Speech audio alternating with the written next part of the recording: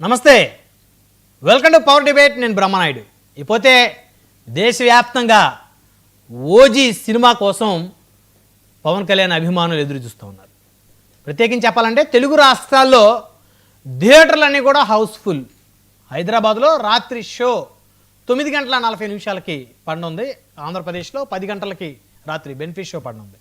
ముందుగా ఆంధ్రప్రదేశ్ ప్రభుత్వం మరి ఆంధ్రప్రదేశ్కు సంబంధించి 25వ తారీఖున ఎర్లీ మార్నింగ్ 1 గంటకి మరి ఇచ్చినటువంటి పరిస్థితి జీవో బెనిఫిట్ షో కోసం. ఆ తర్వాత ఆ జీవోని చేంజ్ చేస్తూ 24వ తారీఖే రాత్రి 10 గంటలకి బెనిఫిట్ షో వేసుకోవచ్చు అని చెప్పేసి ప్రభుత్వం అధికారికంగా జీవో జారీ చేయడంతో మరి ఆంధ్రప్రదేశ్లో కూడా రాత్రి 10 గంటలకి షో పడనుంది. ఇకపోతే కలెక్షన్లో వర్షం కురిపిస్తుంది అని చెప్పేసి స్పష్టంగా అర్థమవుతుంది. ఇప్పటికే 2 తెలుగు రాష్ట్రాల్లో ఎక్కడెక్కడ బెనిఫిట్ షో రిలీజ్ కాబోతుందో టిక్కెట్లన్నీ కూడా హౌస్ఫుల్ అయ్యాయి. ఒక్కొక్క టికెట్ కోసం అభిమానులు పోటీ పడుతున్న పరిస్థితులు, టికెట్ల కోసం రాజకీయ రికమెండేషన్లు చేస్తున్నటువంటి పరిస్థితులు, థియేటర్లన్నీ కూడా house full. So OG cinema blockbuster hit అయితే పవన్ కళ్యాణ్ క్రేజ్ తారాస్థాయికి చేరుతుందంటున్నారు రాజకీయ విశ్లేషకులు. ఎందుకంటే ఇప్పటికే పవర్ స్టార్గా ఉన్నటువంటి పవన్ కళ్యాణ్ ఆంధ్రప్రదేశ్ ఉప ముఖ్యమంత్రి అయిన తర్వాత ఆయన క్రేజ్ పెరిగింది.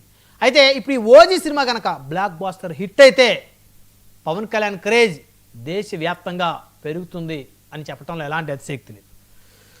ఇకపోతే మరొక అంశం చూస్తే వైసీపీ నేతలకు తీవ్ర హెచ్చరికలు జారీ చేసింది జనసేన పార్టీ అధిష్టానం. ప్రభుత్వ నిధులు డిప్యూటీ సీఎం పవన్ వాడుకోవటం లేదని జనసేన అధిష్టానం అధికారికంగా స్పష్టం చేసింది. ఈ అంశానికి సంబంధించి వారి యొక్క అఫీషియల్ ఖాతాలో పోస్ట్ చేసింది జనసేన పార్టీ అధిష్టానం. సో వైసీపీ కావాలనే పవన్పై దుష్ప్రచారం చేస్తుందంటుంది జనసేన. అదేవిధంగా పవన్పై దుష్ప్రచారం చేస్తే చట్టపరమైన చర్యలు తీసుకుంటామంటున్నారు. కూటమి ప్రభుత్వం గౌరవ ఉప ముఖ్యమంత్రి శ్రీ పవన్ కళ్యాణ్ గారు అమలు చేస్తున్న సంక్షేమ అభివృద్ధి కార్యక్రమాలను చూసి రాజకీయంగా ఎదుర్కోలేక ప్రజలను తప్పుదారి పట్టించడానికి YSR Congress party fake news factory రోజుకొక అసత్యపు వార్తలు ప్రచారం చేస్తుంది. పవన్ కళ్యాణ్ గారు తన వ్యక్తిగత ప్రయాణాలకు ఎప్పుడూ ప్రభుత్వ నిధులను వినియోగించలేదు. ప్రభుత్వ ధనం ఉపయోగించుకునే సౌకర్యం ఉన్నప్పటికీ ఆయన తన సొంత నిధులతోనే విమాన ఖర్చులు భరిస్తున్నారు. ఇది చాలా ఇంపార్టెంట్ విషయం.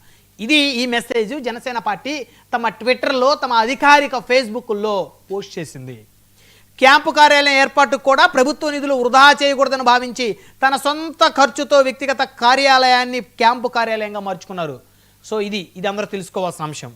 ఎవరైనా సరే పవన్ కళ్యాణ్ గారి మీద దుష్ప్రచారం చేస్తే వారిపైన చట్ట ప్రకారం చర్యలు తీసుకుంటామంటూ జనసేన పార్టీ హెచ్చరించింది.